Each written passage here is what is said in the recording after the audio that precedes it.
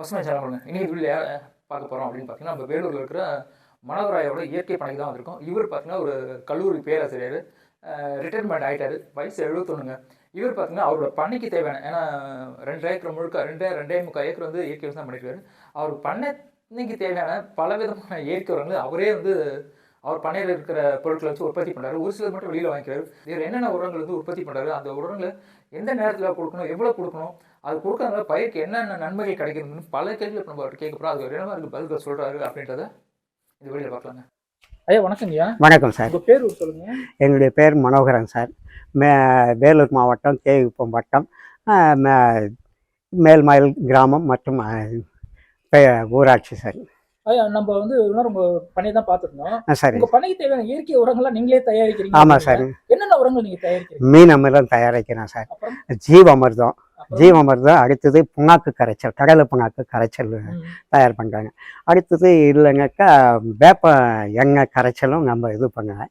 இஞ்சி பூண்டு பச்சை மிளகா அந்த 3G கரைச்சல்னு சொல்லுவாங்க, அதையும் நானே ரெடி பண்ணுறோம் சார். அடுத்தது அந்த இயற்கையில் வர கசப்பாக இருக்கிற 3 தழை, இலைத்தழை ஊற வச்சு கோமியத்தில், கசப்பாக இருக்குது 3, பால் இருக்குது 3, 6 தழை இல்லைங்க அதிகமாக கூட போட்டு நறுக்கி கோமியத்தில் ஊற வச்சு 7 நாள் ஊறின பிறகு அதை எடுத்துக்க பூச்சி தெளிப்பாங்க, பயன்படுது சார். இந்த இஞ்சி பூண்டு கரைச்சலும் இலைத்தழை இதுவும் பூச்சி விரட்டியாக பயன்படுதுங்க நமக்கு. இவ்வளோ உரங்களை நீங்கள் தயாரிக்கிறீங்க? ஆமாம் சார். அது தயாரிக்கிறேன். உரங்கள் உங்ககிட்ட இருக்குது, அதோட பயன்பாடுகள் சொல்ல முடியுமா? பயன்பாடுகள் வந்து மீன் அமிர்தம் ரெடியாக இருக்குது சார். எப்படி தயார் பண்ணுங்க? இது வந்து மீன் கழிவுன்னு சொல்லுவோம் சார். தலைவால் இதெல்லாம் மீன் சாப்பிட்ட போக நறுக்கி போட்டுருவாங்க. அது எத்தனை கிலோ வாங்குறோமோ அத்தனை கிலோ வெல்லம் இவங்க சேர்த்து 21 நாள் கலக்கி 2 ஒன்றா ஊற வைக்கணும் சார். ஊற வச்ச பிறகு 12 லிட்டர் டேங்க்குக்கு ஒரு 100 ml கலந்து மேலே தெளிப்பானில் தெளிக்கலாம் சார்.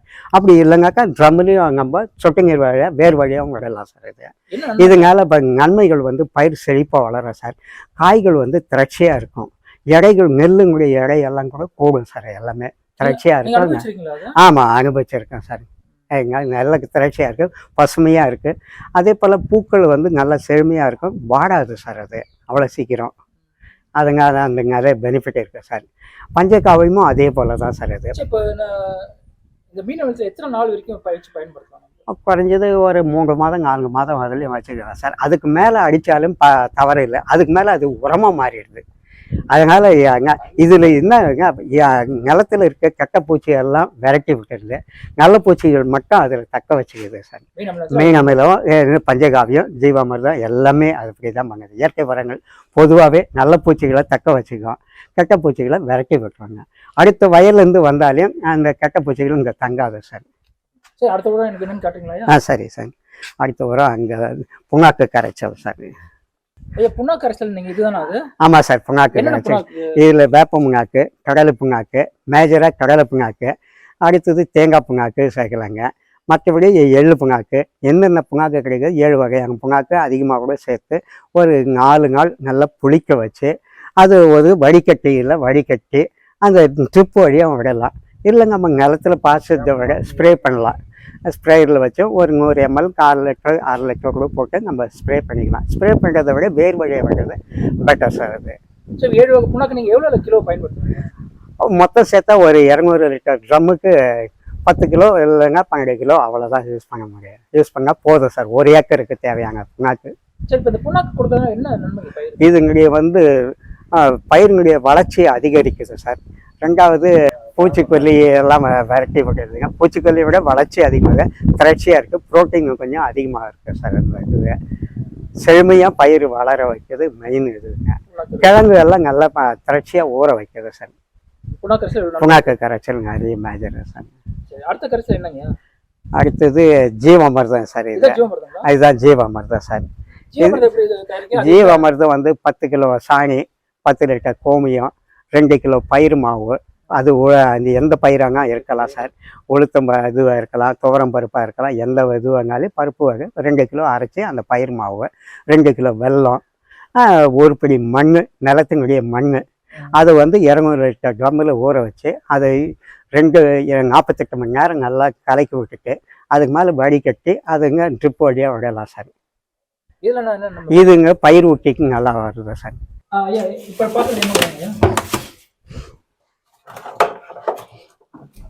இது இலத்தழை ஊற வச்சு கரைச்சல் சார். இது பூச்சி விரட்டி சார். அது ஆக்சுவலாக என்னென்ன இங்கே வேப்பந்தழை, புங்கந்தழை, எருக்கந்தழை, தும்பத்தழை, பப்பாளி தழை, இந்த பால் இருக்குது பொதுவாக 3 தழை, கஸ்பா இருக்குது 3 தழை, 6 தழை வந்து கோமியத்தில் ஒரு 5 லிட்டர் கோமியத்தில் 7 நாள் ஊறுனாக்கா அந்த பூச்சி விரட்டியை பயன்படுத்தலாம் சார். 7வது நாள் பின்னால் அதிக நாள் ஆச்சானாலும் இது உரமாக பயன்படுது சார். மற்றபடி இது நாள் அடிக்கிறதுனால பயிருக்கு எந்த பாதிப்பும் கிடையாது சார்.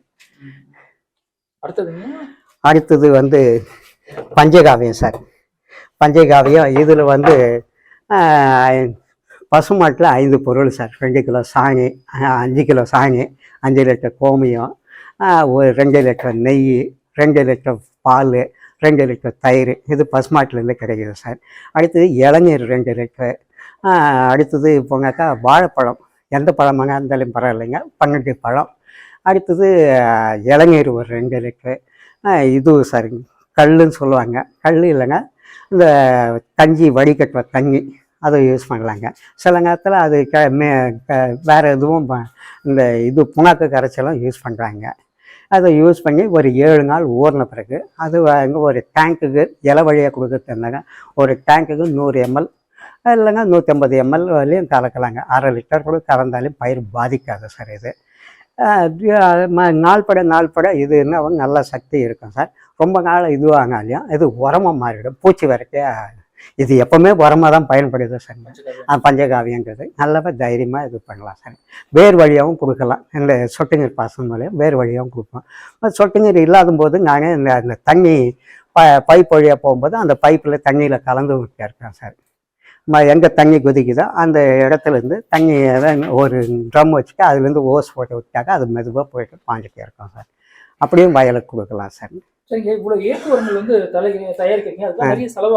செலவு ஒன்றும் குறைவு சார். எனக்கு அந்த நாட்டு மாடு இருக்கிறதுனால பசு மாடு இருக்க செலவு குறைவு. ஒரு சிலது தான் வாங்குவேன். நெய்யும் இதுலேருந்து சம்டைம்ஸ் கிடைச்சிடும். கிடைக்காத நேரத்துக்கு விலைக்கு வாங்குவோம் சார். மற்றபடி எந்த செலவும் அதிகமாக இல்லை சார். இயற்கை வரவு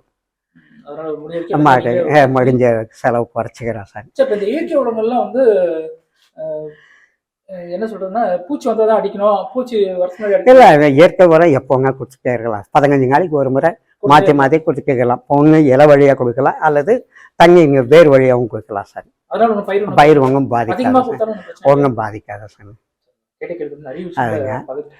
சரி சரி, ரொம்ப நன்றி சார்.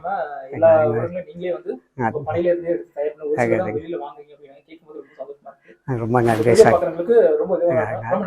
நன்றி சார்.